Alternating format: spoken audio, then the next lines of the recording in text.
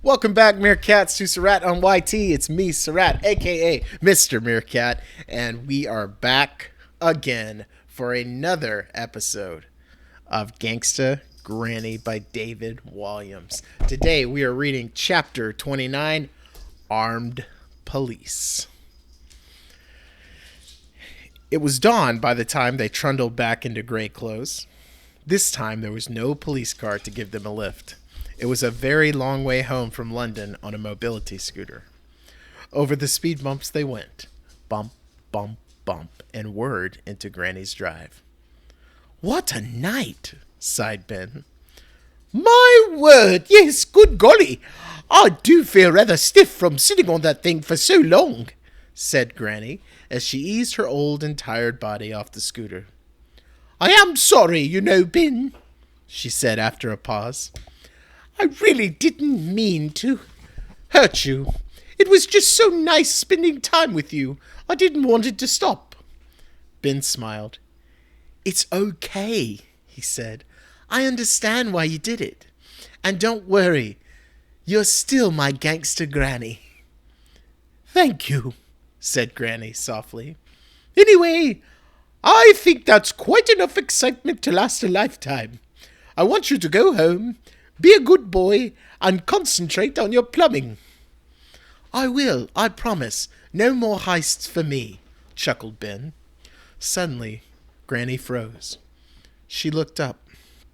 Ben could hear a helicopter whirring overhead. "Granny?" "Shush!" Granny adjusted her hearing aid and listened intently. "That's more than one helicopter. It sounds like a fleet." "Woo, woo, woo, woo." The sound of police car sirens screeched from all around, and within moments, heavily armed police surrounded them from every angle. Granny and Ben couldn't see any of the bungalows in the close anymore because they were trapped behind a wall of policemen in bulletproof vests. The whir of police helicopters overhead was so deafening that Granny had to turn her hearing aid down. A voice came over the megaphone from one of the helicopters. "You are surrounded. Put down your weapons. I repeat, put your weapons down or we will shoot." "We haven't got any weapons," shouted Ben. His voice hadn't broken yet, and it came out a bit girly. "Don't argue with them, Ben. Just put your hands in the air," shouted Granny over the noise. The gangsta pair put their hands up. A number of especially brave policemen surged forward, pointing their guns right at Ben and Granny. They pushed them over and pinned them to the ground.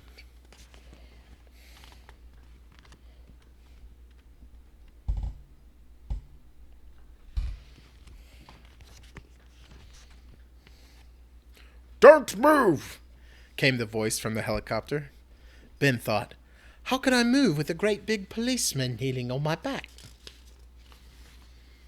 A flurry of leather-gloved hands made their way up and down their bodies and fumbled through Granny's handbag, presumably searching for guns. If they had been searching for used tissues, they would be in luck, but they didn't find any weapons. Ben and Granny were then handcuffed and brought to their feet. Out from behind the wall of policemen stepped an old man with a very big nose, wearing a pork pie hat. It was Mr. Parker, Granny's nosy neighbor. Oh my goodness, Meerkats, I knew he was going to be back somehow, some way, and here he is leading the charge to arrest Ben and Granny. Gosh, I hope they're going to be okay. Thank you for tuning in for another chapter of Gangsta Granny by David Walliams. I can't wait to see you next time, Meerkats. Bye!